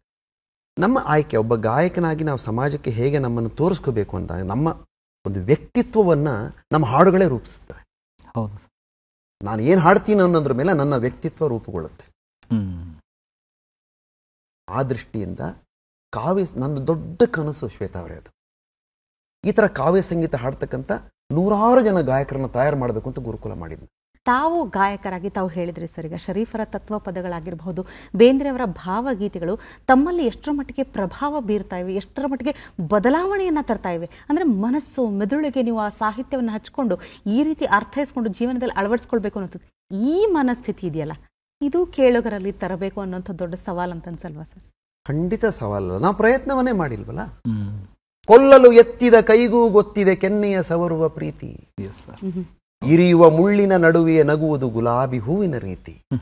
ಉರಿಯನು ಕಾರುವ ಆಗಸ ತಾರದೆ ತಂಪನು ತೀಡುವ ಮಳೆಯ, ಲಾವಾರಸವನ್ನು ಕಾರುವ ಭುವಿಯೇ ನೀಡದೆ ಅನ್ನದ ಬೆಳೆಯ. ಈ ಕೈಯಿಂದ ಏನ್ ಬೇಕಾದ್ರೂ ಮಾಡಬಹುದು. ಕತ್ತು ಕತ್ತರಿಸಬಹುದು, ತರಕಾರಿನೂ ಕತ್ತರಿಸಬಹುದು, ಅದ್ಭುತವಾದ ಕವನ ಬರೀಬಹುದು, ನೊಂದವರ ಕೆನ್ನೆ ಸವರಬಹುದು, ಕಣ್ಣೀರು ಹಾಕ್ತಾನೋ ತಲೆ ಮೇಲೆ ಕೈ ಇಟ್ಟು ಸಾಂತ್ವನ ಹೇಳಬಹುದು. ಎಲ್ಲ ಸಾಧ್ಯತೆಗಳಿದೆ. ಅದೇ ರೀತಿ ಸಾಹಿತ್ಯಕ್ಕೂ 100 ಸಾಧ್ಯತೆಗಳಿದೆ. ಹೌದು. ಯಾರು ಮಾಡಿದಾರ ಪ್ರಯತ್ನ? ನಾನು ಕವಿ ಕಾವ್ಯ ಸಂಗೀತ ಅಂತ ಕಾರ್ಯಕ್ರಮ ಮಾಡ್ತಿದ್ದೆ, HSV ಅವರು ತಗೊಂಡು. ಹಾಡಿನ ಬಗ್ಗೆ ಅವರು 5 ನಿಮಿಷ ಎಕ್ಸ್ಪ್ಲೇನ್ ಮಾಡೋರು, ಮಾಡ್ತಾ ಇದ್ರು. ಆಮೇಲೆ ನಾನು ಹಾಡ್ತಿದ್ದೆ. ನೋಡಿ, ಇದು ಹೇಗಿರುತ್ತೆ ಅಂತ ಹೇಳಿದ್ರೆ, ಶ್ರೋತೃಗಳನ್ನು ನಾವು ಆ ಹಾಡನ್ನು ಕೇಳಲಿಕ್ಕೆ ಒಂದು ಮಾನಸಿಕವಾಗಿ ಸಿದ್ಧಗೊಳಿಸ್ತೀವಿ. ಹೌದು. ಈಗ ದೀಪವು ನಿನ್ನದೆ ಗಾಳಿ ನಿನ್ನದೆ ಹಾಡಿದೆ. ನೇರವಾಗಿ ಹಾಡಿದಾಗ ನಾವೇನು ಬರೀ ಇನ್ಸ್ಟ್ರೂಮೆಂಟ್ ಕೇಳ್ತೀವಿ, ಗಾಯಕರು ಎಷ್ಟು ಚೆನ್ನಾಗಿ ಹಾಡಿದ್ರು, ಶ್ರುತಿ ಬಿಟ್ರ ಇಲ್ವಾ, ಇದೇ ಇರುತ್ತೆ ನಮ್ಮ ತಲೆಯಲ್ಲಿ. ಆದರೆ ಹಾಡಿನ ಹಿಂದ್ಗಡೆ ಇದೆಯಲ್ಲ, ಏನೋ ಒಂದು ಅತ್ಯಂತ ಅದ್ಭುತವಾದ ವಿಚಾರ ಇರುತ್ತೆ. ಅದನ್ನೊಬ್ಬ ಕವಿ ಹೇಳಿ ನಂತರ ಹಾಡಿದಾಗ ತಲೆ ಒಳಗೆ ಹೋಗುತ್ತದು. ಇಲ್ದ್ರೆ ಬರೀ ಹಾಡಾಗತ್ತೆ. HSV ಅವರನ್ನು ನಾನು ಈ ಕವಿಕಾವ್ಯ ಸಂಗೀತದಲ್ಲಿ ಕೇಳಿಕೊಂಡು ಅವ್ರು ಬಂದ ನಂತರ ಎಷ್ಟೋ ವಿಚಾರ ಕಲಿತೆ. ಈಗ ನಾವು ರೆಗ್ಯುಲರ್ ಆಗಿ ಕೇಳ್ತಕ್ಕಂಥ ಎಷ್ಟೋ ಹಾಡುಗಳಲ್ಲಿ ಎಷ್ಟೊಂದು ವಿಚಾರಗಳಿದೆ, ಅದರ ಒಡಲಿನಲ್ಲಿ ಏನೇನೋ ಚಿಂತನೆಗಳಿದೆ. ಇದನ್ನೆಲ್ಲ HSV ಅವ್ರ ಹತ್ರ ಕಲಿತೆ. ಸುಮ್ಮನೆ ಎಲ್ಲೋ ಆರಾಮಾಗಿ ಫ್ರೀ ಆಗಿದ್ದಾಗ ಹೋಗ್ಬಿಟ್ಟು ಅವ್ರ ಕಾಲ ಹತ್ರ ಕೂತ್ಕೊಂಡ್ಬಿಡ್ತೀನಿ, ಸರ್ ಇದೇನು ಅದೇನು. ಸಾಹಿತ್ಯದ ದೊಡ್ಡ ಸಾಗರ, ನಮಗೆ ತಿಳ್ಕೋಬೇಕು ಅನ್ನೋ ಹಂಬಲ ಇರಬೇಕು, ಅದಿಲ್ಲದಿದ್ರೆ ಆಗೋದಿಲ್ಲಮ್ಮ. ಸಂಗೀತ ಅನ್ನೋದು ಮನರಂಜನೆಗೆ ಮಾತ್ರವಲ್ಲ ಅನ್ನೋದನ್ನ ಖಂಡಿತವಾಗ್ಲೂ ಎಲ್ಲರೂ ಒಪ್ಪಿಕೊಳ್ಳಬೇಕಾದಂಥದ್ದು. ಆದರೆ ಇಲ್ಲಿ ಅಂದ್ರೆ ಸಂಗೀತ ಅಥವಾ ಹಾಡುಗಳಿಂದ ಈ ಜ್ವಲಂತ ಸಮಸ್ಯೆಗಳ ಬಗ್ಗೆ ಬೆಳಕು ಚೆಲ್ಲೋದಾಗ್ಲಿ ಅಥವಾ ನೈತಿಕ ಪ್ರಜ್ಞೆಯನ್ನು ಉಂಟು ಮಾಡೋದಾಗ್ಲಿ, ತಾವು ಹೇಳಿದಾಗೆ ಒಂದು ಜವಾಬ್ದಾರಿಯುತ ಗಾಯಕರಾಗಿ ಅಂದ್ರೆ ಸಾತ್ವಿಕ್ ಕಲ್ಚರಲ್ ಫೌಂಡೇಶನ್ ಮೂಲಕ ಇಂತಹ ಸೇವೆಗಳು ನಡೀತಾ ಇರುತ್ತೆ. ಈ ಒಂದು ಬದಲಾವಣೆ ಎಷ್ಟರ ಮಟ್ಟಿಗೆ ಒಂದು ರಿಸಲ್ಟ್ ಫಲಿತಾಂಶವನ್ನು ತಂದುಕೊಡುತ್ತೆ ಅಂತ ಹೇಳ್ತೀವಿ? ನೋಡಿ, ನಾವು ಯಾವುದೇ ಒಂದು ಕೆಲಸವನ್ನು ಮಾಡುವಾಗ ಗುರಿ ಇಟ್ಕೋಬೇಕು. ಫಲಿತಾಂಶ ಬರುತ್ತೆ ಬಿಡುತ್ತೆ ಅನ್ನೋದು ಬೇರೆ ವಿಷಯ. ಭಗವದ್ಗೀತೆಯಲ್ಲಿ ಕೃಷ್ಣ ತುಂಬಾ ಸ್ಪಷ್ಟವಾಗಿ ಹೇಳಿದ್ದಾನೆ, ಕರ್ಮಣ್ಯೇ ವಾಧಿಕಾರಸ್ತೆ ಮಾ ಫಲೇಶು ಕದಾಚನ. ಯಾವತ್ತು ನೀನು ಫಲದ ಬಗ್ಗೆ ಯೋಚನೆ ಮಾಡಬಾರ್ದು. ಫಲದ ಬಗ್ಗೆ ಯೋಚನೆ ಮಾಡಿ ನೀನು ಕರ್ಮ ಮಾಡಿದಾಗ ಬರದೇ ಇದ್ದಾಗ ಬೇಸರ ಆಗುತ್ತೆ. ಈಗ ನನಗಾಗಿದ್ದಷ್ಟೇ, ನನ್ನ ಗುರಿ ತುಂಬಾ ಚೆನ್ನಾಗಿದೆ, ನನಗೆ ಸ್ವಾರ್ಥ ಇಲ್ಲ, ನನಗೆ ಸಮಾಜದಿಂದ ಏನೂ ಬೇಕಿಲ್ಲ. ನೋಡಿ, ರೈಟ್ಸ್ ಆ್ಯಂಡ್ ಡ್ಯೂಟೀಸ್ ಒಂದೇ ನಾಣ್ಯದ ಎರಡು ಮುಖಗಳು. ನಾವು ಯೂಶಲಿ ಏನು ಮಾಡ್ತೀವಿ ಹೇಳಿ, ರೈಟ್ಸ್ ಬಗ್ಗೆ ಮಾತ್ರ ಯೋಚನೆ ಮಾಡ್ತೀವಿ, ಡ್ಯೂಟಿ ಬಗ್ಗೆ ಯೋಚನೆ ಮಾಡೋದೇ ಇಲ್ಲ. ನಾವು ಯೋಚನೆ ಮಾಡಿ ನೋಡಿ, ಸಮಾಜದಿಂದ ನನಗೇನು ಬರಬೇಕು ಅನ್ನೋದ್ರ ಬಗ್ಗೆ ಯಾವಾಗಲೂ ಯೋಚನೆ ಮಾಡ್ತೀವಿ. ನನಗೆ ಅದು ಬರಲಿಲ್ಲ, ಆ ಅವಾರ್ಡ್ ಬಂದಿಲ್ಲ, ನನಗೆ ಇದು ಪ್ರಮೋಷನ್ ಬರಲಿಲ್ಲ. ಹೌದಪ್ಪ, ನೀನು ಸೊಸೈಟಿಗೆ ಏನು ಮಾಡಿದ್ಯಾ? ಡ್ಯೂಟಿ ಏನು ಮಾಡಿದ್ಯಾ ನೀನು? ನಾನು ಅದನ್ನೇ ಹೇಳಿದ್ದು, ಸಾಮಾಜಿಕ ಜವಾಬ್ದಾರಿ ಅಂತ ಹೇಳಿದ್ದು ಅದನ್ನು. ರಾಜಕಾರಣಿಯಾಗು, ರಾಷ್ಟ್ರಭಕ್ತನೇ ಆಗು, ಕಲೆಗಾರ, ವಿಜ್ಞಾನಿ ಸಾಮಾಜಿಕ ಜವಾಬ್ದಾರಿ ಇಲ್ಲದಿದ್ರೆ ಬಾಂಬ್ ಕಂಡಿಡಿತಾನ್ರಿ. It is destructive. ನೀವು ವ್ಯಾಕ್ಸಿನ್ ಕಂಡಿಡಿರಿ, ಹೆಚ್ಚು ಬೆಳೆ ಬರ್ತಕ್ಕಂಥ ಭೂಮಿ ಫಲವತ್ತತೆಯನ್ನು ಜಾಸ್ತಿ ಮಾಡ್ತಕ್ಕಂಥ ಮೆನ್ಯೂರ್ ಕಂಡಿಡಿರಿ. ನೀವು ಬಾಂಬ್ ಕಂಡಿಡಿದ್ರೆ ಏನಾಯ್ತು ಹೇಳಿ? ಈಗ ನೋಡಿ, ಪ್ರಪಂಚದ ಎಲ್ಲರೂ ಆಟಮ್ ಬಾಂಬ್ ಇಟ್ಕೊಂಡು ಕೂತಿದ್ದಾರೆ. ಏನಂದ್ಕೊಂಡು ಅವ್ನು ನನ್ನ ಮೇಲೆ ಹಾಕ್ತಾನೆ, ನಾನು ಅವನ್ನ. ಈ ಪ್ರಪಂಚವನ್ನು 100 ಸಾರಿ ನಾಶ ಮಾಡಿಬಿಡುವಷ್ಟು ಆಟಮ್ ಬಾಂಬ್ಸ್ ಇದೆ. ಹಂಗಾರೆ ಆಟಮ್ ಬಾಂಬ್ ಕಂಡುಹಿಡಿದವನ್ನ ವಿಜ್ಞಾನಿ ಅಂತೀರೋ ಏನಂತೀರಿ ನೀವು? ಕೊಲ್ಲಲು ಎತ್ತಿದ ಕೈಗೂ ಗೊತ್ತಿದೆ ಕೆನ್ನೆಯ ಸವರು. ವಿಜ್ಞಾನ ಮನುಷ್ಯನನ್ನು ಬದುಕಿಸ್ಬೇಕು, ಕೊಲ್ಲಬಾರದು. ಸಂಗೀತವೂ ಹಾಗೆ, ರಂಜನೆ ಮಾತ್ರ ಉದ್ದೇಶ ಅಲ್ಲ, ಸಮಾಜವನ್ನು ಬೆಳೆಸಬೇಕು, ಸಮಾಜವನ್ನು ತಿದ್ದಬೇಕು. ಒಂದೇ ಮಾತರಂ ಅಂತಕ್ಕಂಥ ಒಂದು ಗೀತೆ ಇಡೀ ಸ್ವಾತಂತ್ರ್ಯ ಸಂಗ್ರಾಮದಲ್ಲಿ ಮಂತ್ರದ ರೀತಿ ಕೆಲಸ ಮಾಡ್ತು. ಹೌದು ಸರ್. ನಾಲ್ಕರು ಸತ್ಯನಾರಾಯಣ ಅವರು ಒಂದು ಹಾಡನ್ನು ಅರ್ಥ ಮಾಡ್ಕೊಂಡು ಇಡೀ ಪ್ರಪಂಚದಲ್ಲಿ ಯುದ್ಧಗಳೇ ಇರೋದಿಲ್ಲ. ನಿಜ. ಸ್ನೇಹ ಅತಿ ಮಧುರ, ಸ್ನೇಹ ಅದು ಅಮರ. ಏನು ಸಾಲುಗಳು ರೀ! ಆದ್ರೆ ಇದನ್ನ ನಾವು ಬರೀ ಮನರಂಜನೆ ಅಂದ್ಕೊಂಡ್ಬಿಟ್ರೆ ಮುಗಿದೋಯ್ತು, ಗೋವಿಂದ. ಸರ್, ಆ ಸ್ನೇಹಮಯ ವಾತಾವರಣ ಎಲ್ಲಾ ಕಡೆ ಬೇಕಾಗಿದೆ ಸರ್. ಒಂದ್ ಸ್ವಲ್ಪ ಕೇಳಿಸಿ ಸರ್ ಅದನ್ನ. ಸ್ನೇಹ ಅತಿ ಮಧುರ. ಸ್ನೇಹಕ್ಕೆ ವಯಸ್ಸಿನ ಅಂತರವಿಲ್ಲ, ಸಿರಿತನ ಬಡತನ ಸೀಮೆಗಳಿಲ್ಲ, ಸ್ನೇಹಕ್ಕೆ ಸ್ವಾರ್ಥದ ಆಸೆಗಳಿಲ್ಲ, ಸಮತೆ ಮಮತೆ ಸ್ನೇಹದ ಗಾನ, ಸ್ನೇಹ ಅತಿ ಮಧುರ. ಓಡುವ ನದಿಗೆ ಮೋಡದ ಸ್ನೇಹ, ಅರಳುವ ಹೂವಿಗೆ ಕಿರಣದ ಸ್ನೇಹ, ಬಂಗಾರದ ಶಶಿಗೆ ಸಾಗರದ ಸ್ನೇಹ, ಒಲವು ನಲಿವು ಸ್ನೇಹದ ಚೆಲು, ಸ್ನೇಹ ಅತಿ ಮಧುರ. ಸ್ನೇಹ ಅದು ಅಮರ, ಸ್ನೇಹವೇ ಗುಡಿಯು, ಪ್ರೀತಿಯೇ ದೇವರು. ಮುಂದಿನ ಸಾಲು ನೋಡಿ, ಕಾಲ ದೇಶ ಮೀರಿದ ಭಾವ, ಸ್ನೇಹ ಅತಿ ಮಧುರ. ಆಟಂ ಬಾಂಬ್ಗಳಿಗೆ ಹಾಕ್ತಕ್ಕಂಥ ದುಡ್ಡನ್ನ ಸಮಾಜಕ್ಕೆ ಬಳಸಿದ್ರೆ ಬಡತನ ಅನ್ನೋದೇ ಇರೋದಿಲ್ಲ ಪ್ರಪಂಚದಲ್ಲಿ. ಶಂಕರ್ ಶಾನ್ಭಾಗ್ ಅವರ ಒಂದು ಮಾತುಗಾರಿಕೆ ಇರ್ಬೋದು, ಹಾಡುಗಾರಿಕೆ ಇರ್ಬೋದು, ಅಂದರೆ ಆ ನಿಖರತೆ ಅಂತ ಹೇಳ್ತಾರಲ್ಲ ಸರ್, ಅಂದರೆ ವಿತ್ ಅ ಶಾರ್ಪ್ ಎಡ್ಜಸ್ ಅಂತ, ಅಂದರೆ ಆ ಥರನೇ ಯಾವಾಗಲೂ ಅನ್ಸುತ್ತೆ. ಎಲ್ಲರೂ ಅದ್ರ ನಿಮ್ಮ ಬಗ್ಗೆ ಮಾತಾಡ್ತಾರೆ. ಇಷ್ಟಾದರೂ ಕೂಡ ಸಂಗೀತ ಅಂದಾಗ ಆರಂಭಿಕ ದಿನಗಳಲ್ಲಿ ಡಾಕ್ಟರ್ ರಾಜ್ಕುಮಾರ್ ಅವ್ರನ್ನ ಅನುಕರಣೆ ಮಾಡ್ತಾ ಇದ್ರಿ ಅಂತ ನಾವು ಕೇಳ್ತಾ ಇದ್ವಿ. ರಾಜ್ಕುಮಾರ್ ಅವರ ಧ್ವನಿ ಮಾತ್ರ ಅಲ್ಲ, ಅವರ ಆದರ್ಶಗಳನ್ನ, ಅವರ ನಡೆ ನುಡಿ ಎಲ್ಲವನ್ನೂ ಅನುಕರಣೆ ಮಾಡಿದಂಥ ವ್ಯಕ್ತಿ ನಾನು. ಸೂಪರ್. ಯಾಕಂದ್ರೆ ಅದೊಂದು ಕಂಪ್ಲೀಟ್ ಪ್ಯಾಕೇಜ್.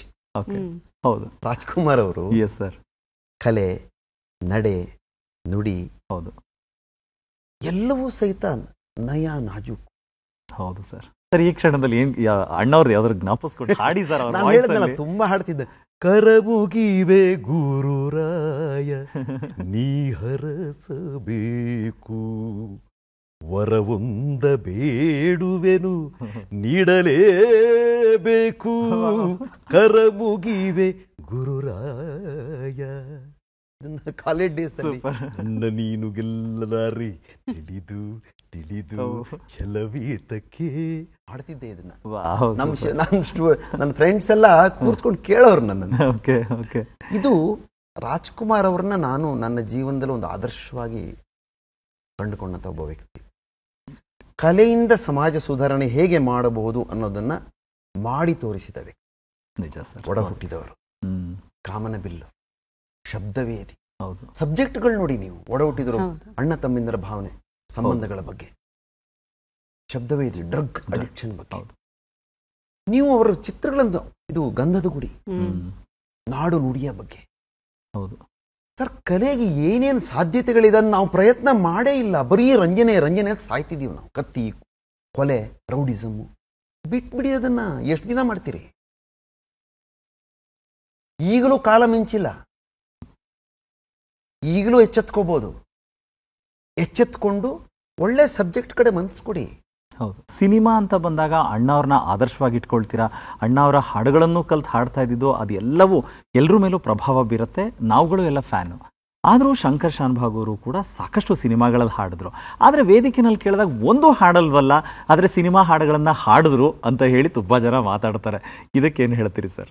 ನಾನು ಪಾಲಿಸಿಕೊಂಡು ಬಂದದ್ದು ಏನಂದರೆ, ಸಾಹಿತ್ಯದಲ್ಲಿ ಗಟ್ಟಿತನ, ಸಾಹಿತ್ಯದಲ್ಲಿ ಒಂದು ಸಂದೇಶ ಇಲ್ಲದೆ ಇದ್ರೆ ಹಾಡನ್ನ ಮನರಂಜನೆಗೋಸ್ಕರ ಮಾತ್ರ ಹಾಡೋ ವ್ಯಕ್ತಿ ನಾನಲ್ಲ. ಓಕೆ. ಚಲನಚಿತ್ರ ಗೀತೆಗಳಲ್ಲಿ ನೀವು ಒಂದು ಹಾಡು ಹಾಡ್ತೀನಿ, ಇನ್ನೊಂದು ಹಾಡು ಹಾಡಲ್ಲ ಅಂತ ಹೇಳಕ್ಕಾಗಲ್ಲ. ಹೌದು. ಈಗ ನಾನೇ 100-150 ಹಾಡುಗಳನ್ನ ಹಾಡಿದ್ದೀನಿ. ಹೌದು. ಜಿಂಕೆ ಮರಿ ಓಡ್ತಾ ಐತೆ ನೋಡ್ಲ ಮಗ ಅಂತ ಹಾಡಿದ್ದೀನಿ. ಹೌದು. ಎಲ್ಲಿ ಹಾಡ್ಲಿ ತಂಬೂರು ಇಟ್ಕೊಂಡದ? ಇದು 7 ಜನ್ಮದಲ್ಲೋ ಅಂತ ಹಾಡಿದ್ದೀನಿ. ಎಲ್ಲಿ ಹಾಡ್ಲಿ?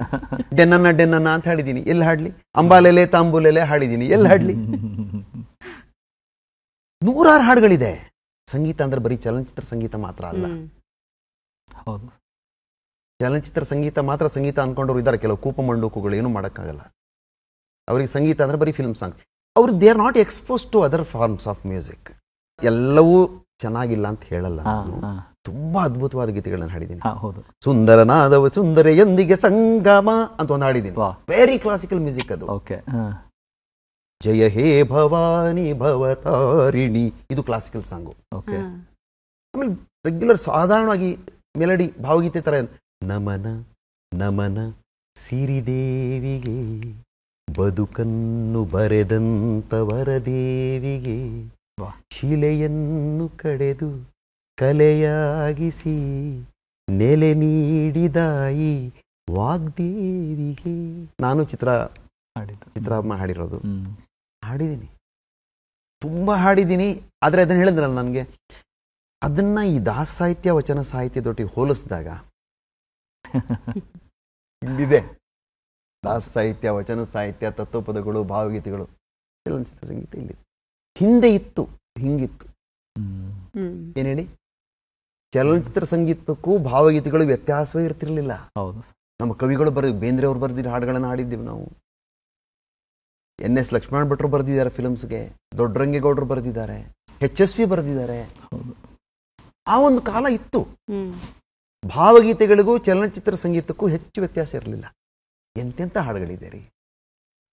ನಾನು ಚಲನಚಿತ್ರ ಸಂಗೀತದ ವಿರೋಧಿ ಅಲ್ಲ, ಪ್ರಸ್ತುತ ಸಾಹಿತ್ಯದ ವಿರೋಧಿ ಅಷ್ಟೇ. ನಮ್ಮಂಥ ತೀರಾ ಸಾಮಾನ್ಯ ಜನರು ಸಂಗೀತ ಅಂತ ಬಂದಾಗ ಮೊದಲು ಅಂದರೆ ನಮ್ಮ ಮನಸ್ಸಿಗೆ ಒಂದು ಹೊಸ ಚೈತನ್ಯ ನೀಡುತ್ತೆ, ಸ್ಫೂರ್ತಿ ಕೊಡುತ್ತೆ. ಒಂದಷ್ಟು ಸಂಗೀತ ಆಲಿಸೋಣಪ್ಪ, ನಮ್ಮ ಇಡೀ ದಿನದ ಈ ಬ್ಯುಸಿ ಶೆಡ್ಯೂಲ್ ನಡುವೆ ರಿಲ್ಯಾಕ್ಸ್ ಆಗಬೇಕು, ನಮ್ಮ ಸಂಗೀತ ಕೇಳಿದಾಗ ನಮ್ಮ ಮನಸ್ಸು ಮೂಡು ರಿಫ್ರೆಶ್ ಆಗುತ್ತೆ ಅನ್ನುವಂಥ ನಿಟ್ಟಿನಲ್ಲಿ. ಹಾಗಾದರೆ ಸಂಗೀತಗಾರರಿಗೂ ಕೂಡ ಈ ನಿರಂತರ ಅಭ್ಯಾಸ, ಸತತ ಪ್ರದರ್ಶನ ಕಾರ್ಯಕ್ರಮಗಳು ಇದರಿಂದ ವಿಮುಖರಾಗೋದಕ್ಕೆ, ರಿಲ್ಯಾಕ್ಸ್ ಆಗೋದಕ್ಕೆ ಬೇರೆ ಏನಾದರೂ ಆಯ್ಕೆ ಮಾಡ್ಕೊಳ್ತಾರ? ಸಂಗೀತಗಾರರಿಗೆ ಸಂಗೀತವೇ ವಿಮುಖತೆಯನ್ನು ಕೊಡ್ತಕ್ಕಂಥದ್ದು. ಹಾಂ, ಅಮ್ಮ ಇವರು ನಂಗೆ ತುಂಬ ಭಾವುಕನಾಗ್ತೀನಿ ನಾನು. ಯಾಕಂದರೆ ರಾಜನ್ ಸಾಜನ್ ಮಿಶ್ರಾ ಹೌದು, ದೊಡ್ಡ ಹೆಸರು. ಅವರೊಂದು ಇಂಟರ್ವ್ಯೂನಲ್ಲಿ ಹೇಳ್ತಾರೆ, ಯಮನ್ ಕಾ ಗಾಂಧಾರ್ ಲಗಾ ದಿಲ್ ಖುಷ್ ಹೋ ಗಯಾ. ಯಮನ್ ರಾಗದ ಗಾಂಧಾರ ನನಗೆ ಇವತ್ತು ಕರೆಕ್ಟಾಗಿ ಟಚ್ ಆಯಿತು. It is bliss, that is happiness. ಪ್ರತಿಯೊಬ್ಬರ ಆನಂದದ ಮಟ್ಟುಗಳು ಬೇರೆ ಇರುತ್ತೆ. ಸಂಗೀತಗಾರರಿಗೆ ಸಂಗೀತನವೇ ಆನಂದ. ನಿಜವಾದ ಕಲಾವಿದ ಆಗಿದ್ರೆ ಅವ್ನು ಬೇರೆ ಕಡೆ ತಲೆ ಕೆಡಿಸ್ಕೊಳ್ಳಲ್ಲ. ಇವತ್ತು ನನಗೆ ಮಾರವಾದ ಋಷಭ ಬೇಕು ಅಂತ ಹಚ್ಕೊಂಡು ಕೂತ್ಕೋತಾನ. ನೀವು ನಂಬೋದಿಲ್ಲ, ನಮ್ಮಲ್ಲಿ ಯಾವ ರೀತಿ ಇದೆ ಅಂದ್ರೆ, ಒಂದೊಂದು ಸ್ವರಕ್ಕೆ ಒಬ್ಬೊಬ್ಬ ಸಿಂಗರ್ ಇದ್ದಾರೆ ಗೊತ್ತಾ ನಿಮ್ಗೆ? ಇದನ್ನ ಕೇಳಿದ್ರೆ ಆಶ್ಚರ್ಯ ಆಗ್ಬೋದು ನಿಮ್ಗೆ. ಮಾರವಾದ ಋಷಭ ಕೇಳ್ಬೇಕಾ? ಅವ್ರನ್ನ ಕೇಳು. ಶುದ್ಧ ಗಾಂಧಾರ ಕೇಳ್ಬೇಕಾ? ಭೀಮಸೇನ್ ಜೋಶಿ ಕೇಳು. ಏನ್ರಿ ಇದು? गांधार करेक्ट लगना है भीमसेन जोशी को सुनो, मारवा का ऋषभ चाहिए इसको सुनो. ಇದು ಸಂಗೀತ. ಈಗ ಯಾವ ಮಟ್ಟಕ್ಕೆ ನಾವು ಮುಟ್ಟಿದೀವಿ ಅಂತ ಹೇಳಿದ್ರೆ, ಶ್ರುತಿನೇ ಸೇರದೆ ಇರೋ ಮಟ್ಟಕ್ಕೆ ಬಂದ್ಬಿಟ್ಟಿದ್ದೀವಿ. ಕ್ಲಾಸಿಕಲ್ ಬಗ್ಗೆ ನಾನು ಹೇಳ್ತಿಲ್ಲ, ಅವರು ಗಂಧರ್ವರವರು. ನಾನು ಹೇಳಿದ್ನಲ್ಲ, ಗಂಟ್ಲಲ್ಲಿ ರಕ್ತ ಬರೋ ತನಕ ಪ್ರಾಕ್ಟೀಸ್ ಮಾಡಿ ಗಂಟೆಗಟ್ಟಲೆ ಆಮೇಲೆ ಬೆಣ್ಣೆ ತಿಂದು ಅದನ್ನು ತಂಪು ಮಾಡಿಕೊಂಡು ಸಂಗೀತಕ್ಕೋಸ್ಕರ ಜೀವ ತೆತ್ತವರು. ಸುಮ್ಮನೆ ಹೆಸರು ಬರೋದಿಲ್ಲ. ವೆಂಕಟೇಶ್ ಕುಮಾರ್ ಯಾಕೆ ಹೆಸರು ಬಂತು? ಭೀಮಸೇನ್ ಜೋಶಿಗೆ ಯಾಕೆ ಹೆಸರು ಬಂತು? 92 ವರ್ಷ ಆದರೂ ಹಾಡ್ತಿದ್ರು ಅವರು. ಈಗ ನಾನು ಸಿಂಗರ್ಸ್ ಹಾಡ್ಬಿಡ್ಲಿ ನೋಡೋಣ ಸರ್. ಹೌದು, ಇದ್ರ ಎಲ್ಲ ಹಿಂದಿನ ಪರಿಶ್ರಮ ನೀವು ಹೇಳ್ತಾ ಇದ್ದೀರಾ. ಬಾಲಮುರಳಿ ಕೃಷ್ಣ 90 ವರ್ಷ ಆದರೂ ಹಾಡ್ತಿದ್ರು. 90 ವರ್ಷ ಆದರೂ ಅವ್ರ ಹಾಡುಗಳನ್ನು ಕೇಳ್ತಿದ್ರು. ಯಾಕೆ ಅಂದರೆ ಅಷ್ಟು ಏಜ್ ಆದ ನಂತರ ಅವರು ಇವತ್ತು ಭೀಂಪಲಾಸ್ನಲ್ಲಿ ಏನಾದರೂ ಒಂದು ಹೊಸದೇನಾದ್ರು ಸಿಗುತ್ತಾ ನೋಡೋಣ, ಮಾರ್ವಾದಲ್ಲಿ ಏನಾದ್ರು ಬೇರೆ ಸಂಗತಿ ಬರುತ್ತಾ ನೋಡೋಣ, ಕಾಯ್ದು ಕೂತ್ಕೋರು ಸ್ಟೂಡೆಂಟ್ಗಳು. ಹಿಂಗೆ ಕೂತ್ಕೋತಾರೆ. ಆ ರೀತಿ ಸಂಗೀತ ಆರಾಧನೆ, ಅದು ತಪಸ್ಸು, ಮಕ್ಕಳಾಟ ಅಲ್ಲ.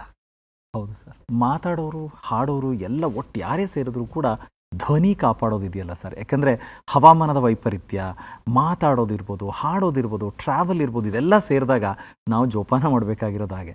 ಸೊ ಯಾಕೆಂದರೆ ನೀವು ಇಷ್ಟೆಲ್ಲ ತಿಳ್ಕೊಂಡಿರ್ಬೇಕಾದ್ರೆ, ಯಾಕೆಂದರೆ ನನಗೂ ಅದು ಕುತೂಹಲ ಇದೆ ಸರ್, ಹೇಗೆ ಧ್ವನಿಯನ್ನು ಕಾಪಿಟ್ಕೊಳ್ಳೋದು? ನೋಡಿ, ಧ್ವನಿ ಅಂತಕ್ಕಂಥದ್ದು ಸಹಿತ ವ್ಯಕ್ತಿಯಿಂದ ವ್ಯಕ್ತಿಗೆ ಬೇರೆ. ನಮ್ಮ ಲತಾ ಮಂಗೇಶ್ಕರ್ ಜಿ ಇದ್ರು, ಹೌದು, ಸರಸ್ವತಿ. ಅವರು ಹಾಡೋ ಮುಂಚೆ ಐಸ್ ಕ್ರೀಮ್ ತಿಂತಿದ್ರು. ಐಸ್ ಕ್ರೀಮ್ ಅಂದ್ರೆ ಪ್ರಾಣ ಅವ್ರಿಗೆ. ನಿಮ್ಮ ದೇಹ ಪ್ರಕೃತಿ. ಆದ್ರೆ ಒಂದು ನಾನು ಹೇಳಲಿಕ್ಕೆ ಏನು ಇಷ್ಟಪಡ್ತೀನಿ ಅಂದ್ರೆ, ಕಾಳಜಿ ಇರಬೇಕು. ನನ್ನ ಧ್ವನಿಯನ್ನ ನಾನು ಹಾಳು ಮಾಡ್ಕೋಬಾರ್ದು ಅನ್ನೋ ಕಾಳಜಿ ಇದ್ರೆ, ನಿಮ್ಮ ಧ್ವನಿಯನ್ನ ನೀವು ನಿಮ್ಮ ಇಡೀ ಪ್ರಪಂಚದ ಎಲ್ಲರಿಗಿಂತ ಹೆಚ್ಚು ಪ್ರೀತಿಸಬೇಕು. ನಿಮ್ಮನ್ನಲ್ಲ, ನಿಮ್ಮ ಧ್ವನಿಯನ್ನ ನೀವು ಪ್ರೀತಿಸಬೇಕು. ಹೌದು ಸರ್. ಪ್ರೀತಿಸಿ ಆ ಧ್ವನಿಗೆ ನೋವಾಗದೇ ಇರೋ ಥರ ಬಿಹೇವ್ ಮಾಡಬೇಕು. ಈಗ ಒಂದು ಹೂ ಇದೆ, ಹೂವನ್ನು ನಾವು ಯಾವ ರೀತಿ ಟ್ರೀಟ್ ಮಾಡ್ತೀವಿ? ಯಾವುದೋ ಕಬ್ಬಿಣದ ಒಂದು ಕಲ್ಲು ಗುಂಡನ್ನು ಟ್ರೀಟ್ ಮಾಡೋದಕ್ಕೂ ಹೂವನ್ನು ಟ್ರೀಟ್ ಮಾಡೋದಕ್ಕೂ ವ್ಯತ್ಯಾಸ. ಧ್ವನಿ ಅಂದ್ರೆ ಹೂ, ಇಟ್ಸ್ ವೆರಿ ಡೆಲಿಕೇಟ್. ಅದಕ್ಕೊಂಚೂರು ಹೆಚ್ಚುಕಮ್ಮಿ ಸ್ಕ್ರ್ಯಾಚ್ ಆಗುತ್ತೆ. ನಾನು ಅದನ್ನೇ ಹೇಳಿದ್ದು, ಹಾಡು ನೀರಾಗ ಶಾರೀರ ಇರುವಾಗ. ಭಗವಂತ ಕೊಟ್ಟಿದ್ದನ್ನು ನಾವು ಕಾಪಾಡ್ಕೋಬೇಕು, ಅದರ ಮೇಲೆ ಅತ್ಯಾಚಾರ ಮಾಡಬಾರ್ದು. ನಿಮ್ಮ ಧ್ವನಿಯ ಮೇಲೆ ನೀವೇ ಅತ್ಯಾಚಾರ ಮಾಡಿದ್ರೆ, ಅತ್ಯಾಚಾರ ಏನು ಮಾಡ್ಬೋದು? ಒಂದು ದಿನಕ್ಕೆ 4 ಪ್ರೋಗ್ರಾಮ್ ಬಂತು, ಒಪ್ಕೊಂಡ್ಬಿಡೋದು, ದುಡ್ಡು ಸಿಗುತ್ತಲ್ಲ. ತಪ್ಪು. ಯಾಕಂದ್ರೆ ಮೊದಲನೇ ಕಾರ್ಯಕ್ರಮದಿಂದ 2ನೇ ಕಾರ್ಯಕ್ರಮಕ್ಕೆ ಹೋಗುವಾಗಲೇ ನಿಮ್ಮ ಧ್ವನಿ ಸೋತಿರೋದು. ನನಗೆ ಆ ಥರ ಸಂದರ್ಭಗಳು ಬಂದಿದೆ.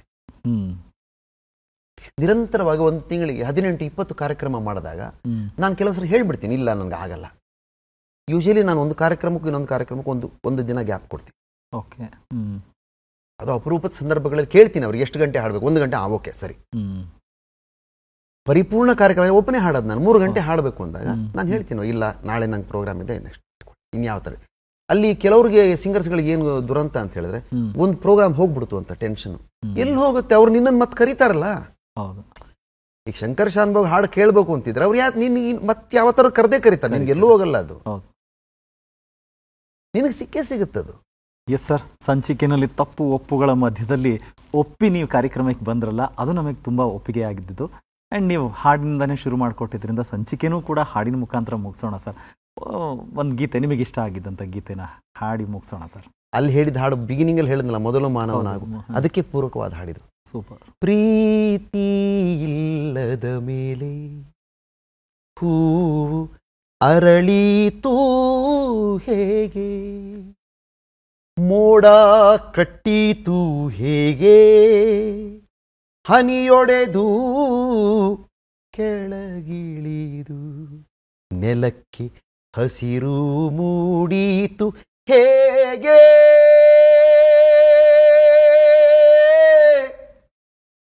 ಪ್ರೀತಿ ಇಲ್ಲದ ಮೇಲೆ ಹೂವು ಅರಳೀತು ಹೇಗೆ,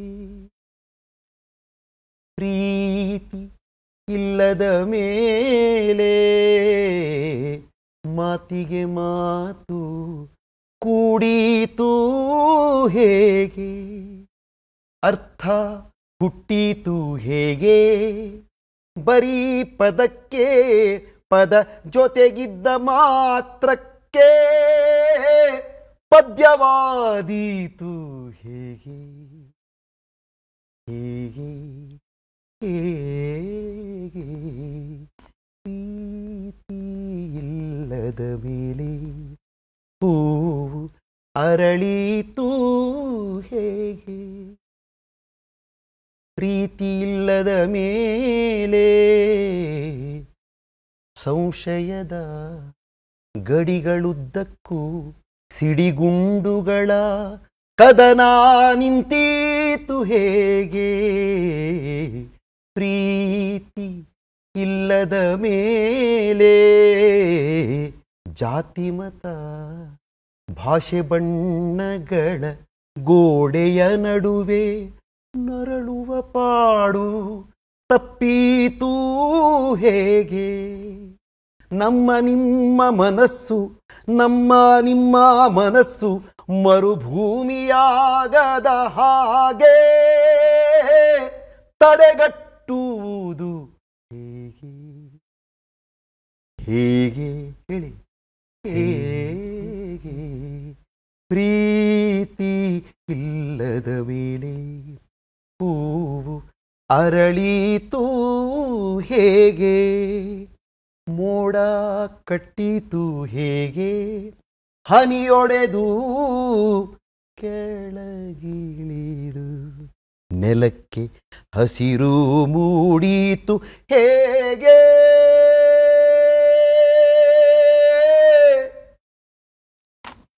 ಅದ್ಭುತ ಸರ್, ಅದ್ಭುತ.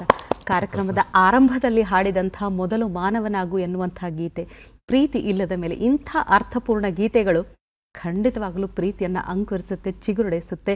ಸಂಗೀತ ಅನ್ನೋದು ತಪಸ್ಸು, ಧ್ಯಾನ ಅಂತ ತಿಳಿದಾಗ ಖಂಡಿತವಾಗಲೂ ಮಾನವನಾಗಿಸುತ್ತೆ ಅನ್ನುವಂಥ ಮಾತನ್ನು ಹೇಳ್ತಾ ತುಂಬ ಖುಷಿ ಆಯಿತು ಸರ್. ಚಂದನದ ವಾಹನದ ಅತಿಥಿ ಕಾರ್ಯಕ್ರಮದ ಪರವಾಗಿ ತಮಗೆ ಹೃತ್ಪೂರ್ವಕ ಕೃತಜ್ಞತೆಗಳು ಸರ್. ನಮಸ್ಕಾರ. ನನ್ನ ಅಂತರಂಗವನ್ನು ಕೋಟ್ಯಾಂತರ ಜನ ಚಂದನ ವಾಹಿನಿಯ ವೀಕ್ಷಕರಿಗೆ ಕೇಳಿಸ್ಲಿಕ್ಕೆ, ತೆರೆದಿಡಲಿಕ್ಕೆ ಅವಕಾಶ ಮಾಡಿಕೊಟ್ಟಿದ್ದಕ್ಕೆ ನಿಮಗೂ ಸಹಿತ ಧನ್ಯವಾದಗಳು. ಚಂದನ ವಾಹಿನಿ ನಾನು ಚಿರಋಣಿಯಾಗಿರ್ತೀನಿ.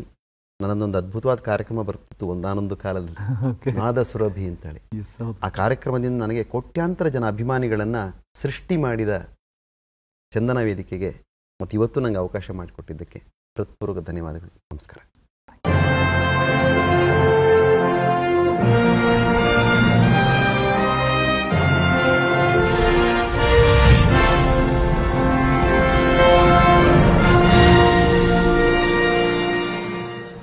ವೀಕ್ಷಕರೇ, ನೋಡಿದ್ರಲ್ಲ, ಈ ಸಂಚಿಕೆಯ ಮೂಲಕ ಸಂಗೀತ ಅನ್ನೋದು ಬರೀ ಮನೋರಂಜನಾತ್ಮಕವಾಗಿ ಮಾತ್ರವಲ್ಲ, ಇದು ಕಾವ್ಯ ಸಂಗೀತ ಅಂತ ಹೇಳಿದ್ರೆ ಕಾವ್ಯದ ಒಳವನ್ನ ಅರಿತುಕೊಂಡು ಸಂಗೀತವನ್ನ ಆಸ್ವಾದಿಸಿದಾಗ ಮಾತ್ರ ಬದುಕು ಪ್ರಫುಲ್ಲತೆಯಿಂದ ಇರುತ್ತೆ ಅನ್ನೋದನ್ನ ನಿಖರವಾಗಿ, ಜೊತೆಗೆ ಆ ಮಾಧ್ಯಮದ ಮೂಲಕ ಸಮಾಜಕ್ಕೊಂದು ಸಂದೇಶವನ್ನು ಕೊಡಬೇಕು ಅಂತ ಗಟ್ಟಿ ಧ್ವನಿಯಲ್ಲಿ ಹೇಳಿದಂಥ ಆ ಗಾಯಕರ ನಿಲುವಿಗೆ ನಾವು ಕೂಡ ತಲೆಬಾಗೋಣ, ನಾವು ಕೂಡ ಅನುಸರಿಸೋಣ ಅಂತ ಹೇಳ್ತಾ ಇವತ್ತಿನ ಸಂಚಿಕೆಯನ್ನು ಮುಗಿಸ್ತಾ ಮತ್ತೊಂದು ಅತಿಥಿಯ ಜೊತೆಗೆ ಮುಂದಿನ ಸಂಚಿಕೆಯಲ್ಲಿ ಭೇಟಿಯಾಗೋಣ.